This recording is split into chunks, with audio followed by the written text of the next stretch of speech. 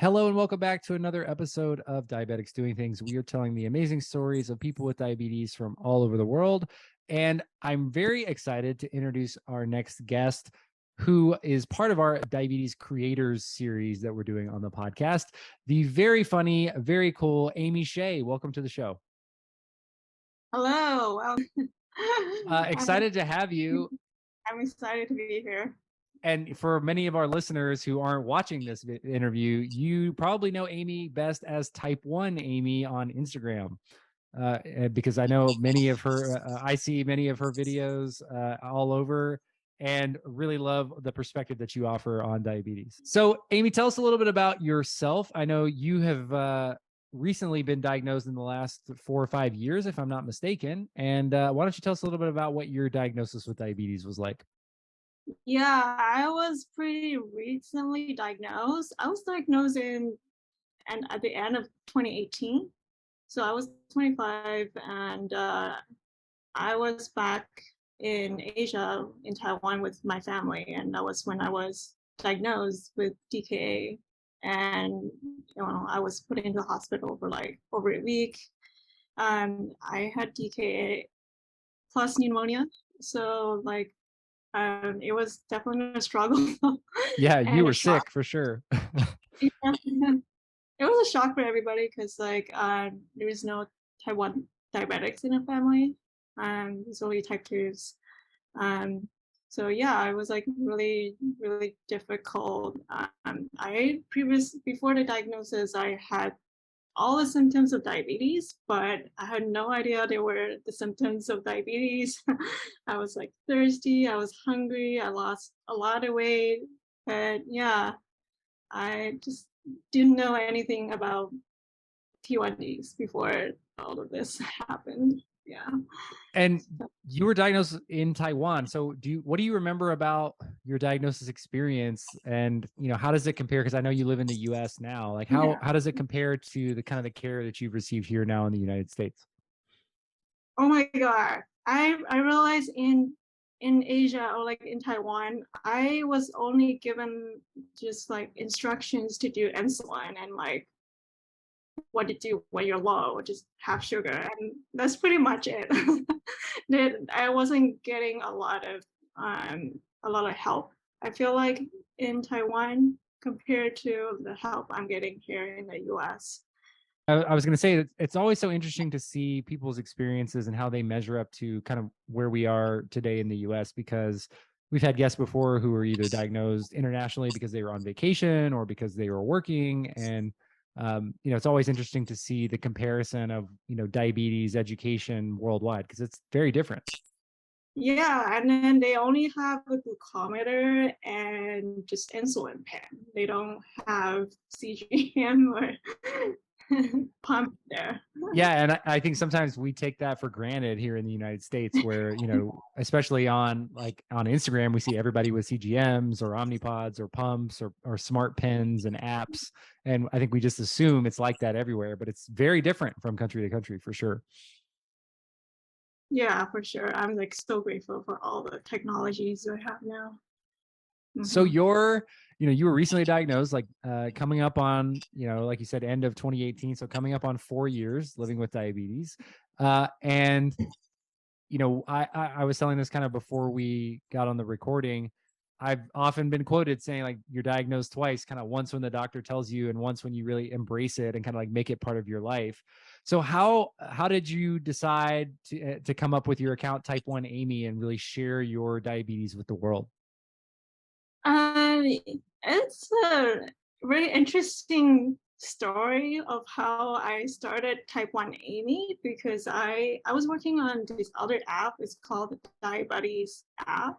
It was a project I was working on grad school around after diagnosis. So, and that was like a capstone project I worked on with some of my classmates. And it was pretty much an app for diabetics to meet online. It's kind of like Bumble, BFF, or like Tinder for people living with diabetes. And so after I had the app published, I thought that maybe I should like do something to market this this app.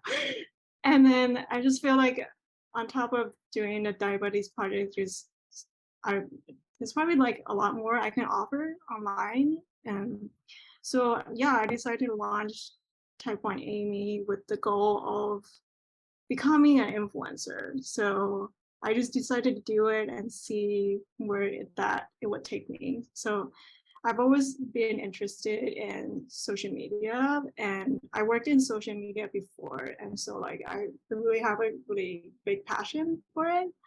Um, in terms of like doing all the different kinds of content creation. So, and also I want to be a part of the community. So yeah, I'm just like really happy like I started for it. It's a lot of work, obviously, because like of all the different videos I have to do, and I having to do all the research and coming up with the content. But I feel like it's like really rewarding towards the end. Yeah, well, and I think people probably have questions of like, how, you create a lot of content, and a lot of videos, and pretty basically, every time I'm on Instagram scrolling through, and I see a diabetes reel, there's a good chance it's going to be you popping up, and I love your perspective on it. So, how much I guess for you, like, where does your inspiration come from, and like, what kind of content do you really like to create, and then what responses have really, stood out to you since you've been creating content that you really feel like you're making a difference? Yeah, I guess so. I was just trying to make all these different contents based on my own experience with diagnosis and just like my day-to-day struggles with diabetes. Um, and also like I guess just to change all this, I wanted to advocate diabetes and talk about all the different stigmas of diabetes, which I totally faced at the beginning of diagnosis, especially in Asia. It was really difficult. And yeah, just like I guess like the more content I create, the more I realize like what kind of content people really like. Like I started to do more vlogging and just showing how the day-to-day lives of type 1 diabetes is like, and like people really want to see that and how I manage my diabetes. Yeah. You were talking about stigma in Asia. Can you tell us a little bit about how diabetes is viewed, and type 1 diabetes specifically is viewed in Asia, and like some of the stigma that you were facing? Yeah, just like I guess it's pretty common everywhere, but like just just stigma about you can't eat that or you can't have sugar or it's because your lifestyle, like you're now diabetic. It seems like, especially life as a diabetes content creator, there's always that education aspect, and like you're always kind of explaining yourself. I think that's one of the things about the diabetes community that's so welcoming, is that you don't have to explain diabetes to people. Like they already understand it, and they can already like latch on. That's always the challenge, to just overcoming the stigma, and especially when you're like opening yourself up to strangers on the internet. So like for you, like do you ever face some of the, like, opening yourself up to like the general public? Do you ever face like, trolls or people who are uneducated about diabetes online?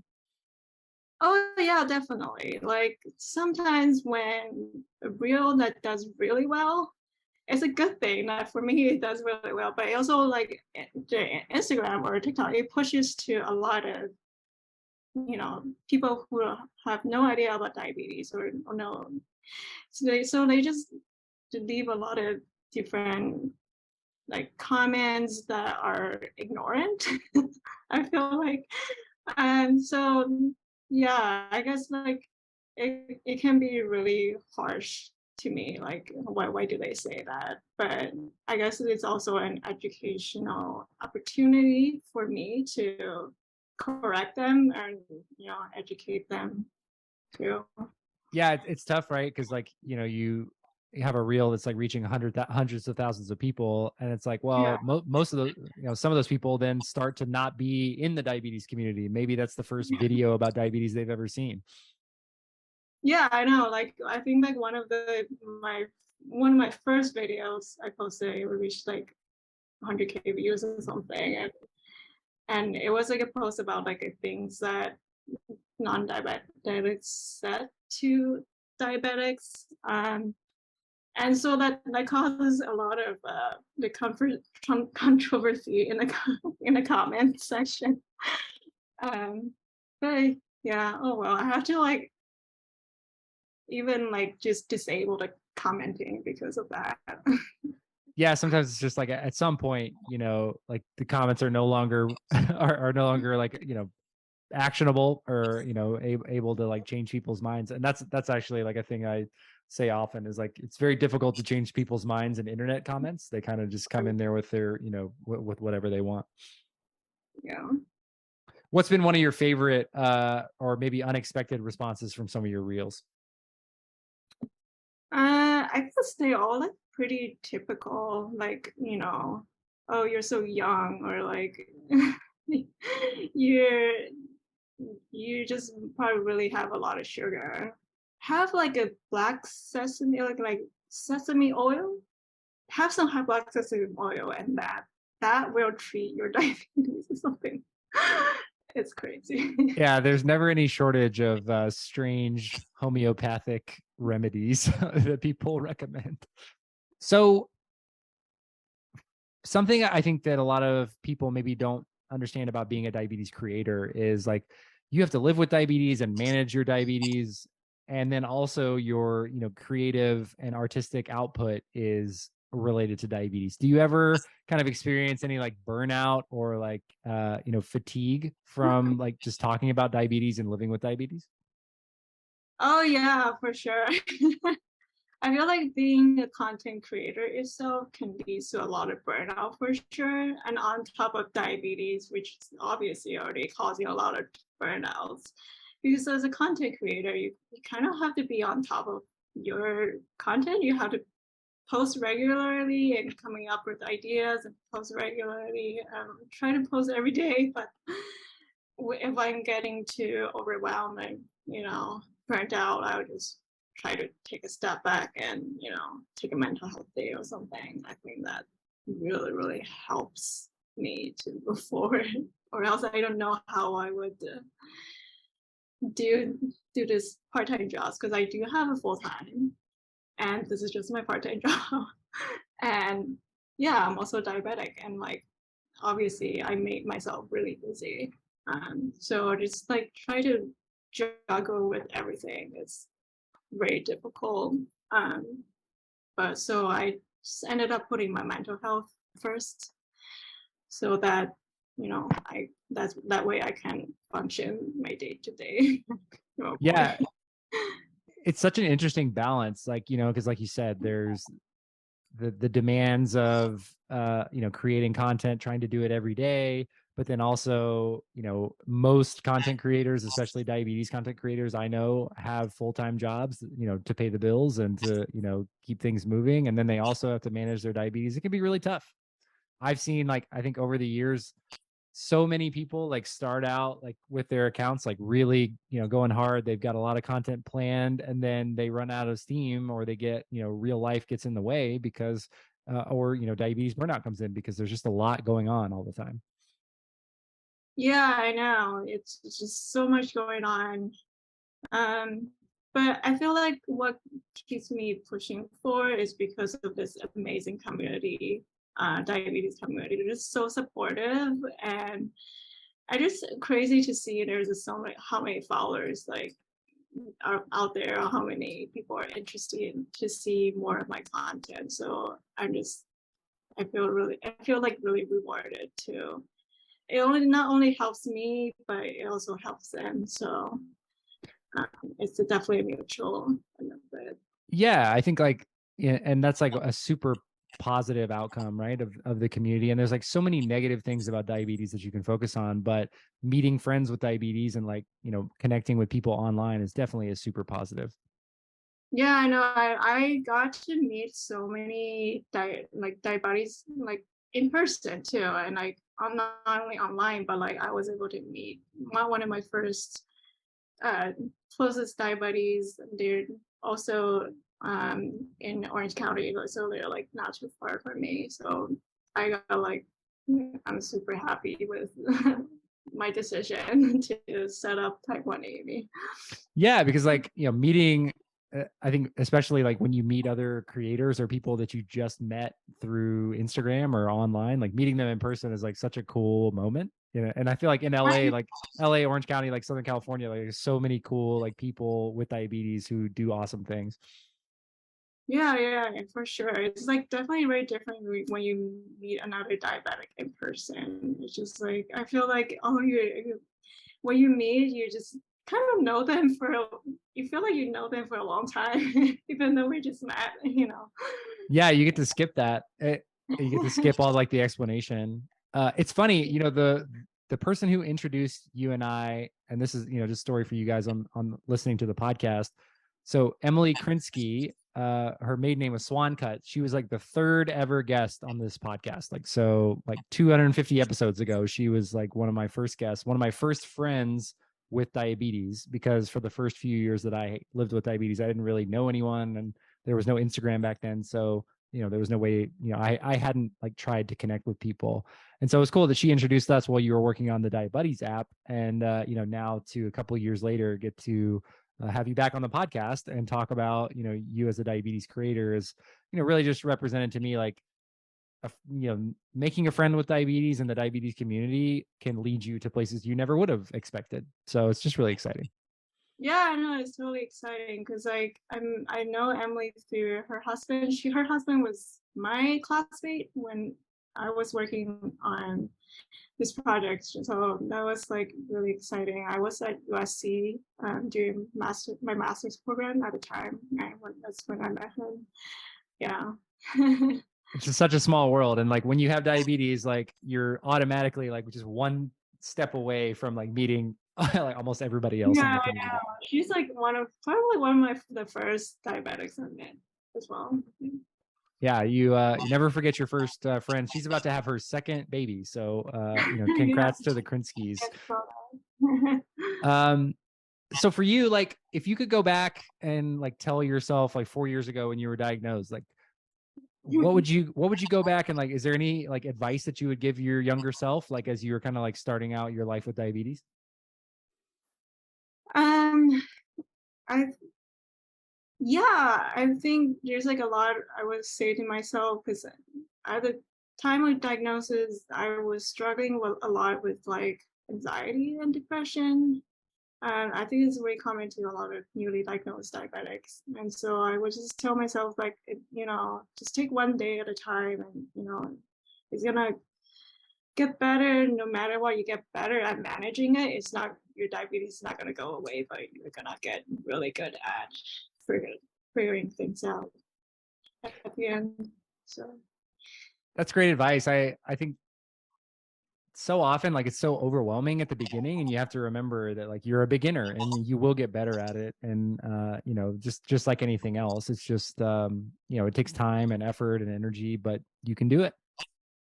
yeah, yeah, it's really hard, but I feel like it's just something that you just have to learn most of the time on your own. On your own. And if you were gonna get, if one of your like fans or followers was listening to this and they were thinking like, man, I wanna be a diabetes content creator, like I wanna like tell my story and share my perspective with the community, like what advice would you have to somebody who is like just ready to get started? If you want to start to become a content creator in the diabetes space, I would say just start sharing whatever, just start posting. And right now Instagram is really pushing reels, so I recommend you do more reels and just really just try to show your story and tell your story. And and don't be afraid to share all of your different struggles with your diabetes. And I think it's a really good way to connect with the diabetes community in the end. Yeah, I totally agree. I think like you may look at it, you may be out there listening and saying, oh, well, there's a lot of people already, but there's nobody that's you. You know what I mean? So I think that's one of the cool things about being a content creator is you get to share your perspective, and that's it. I mean, that's what makes you unique, and that's what kind of makes you stand out as well. Mhm. Well, cool. Well, Amy, I want to thank you so much for your time today. And for all of us out there living with diabetes, I know Eritrea and my wife was like, just tell Amy how much we love her videos and to keep doing what you're doing. So thank you so much for giving of yourself and for the community. And I know there's so many of us out there who enjoy watching your videos and your content. So thanks so much for all that you do for people with diabetes. Yeah, thanks so much for having me.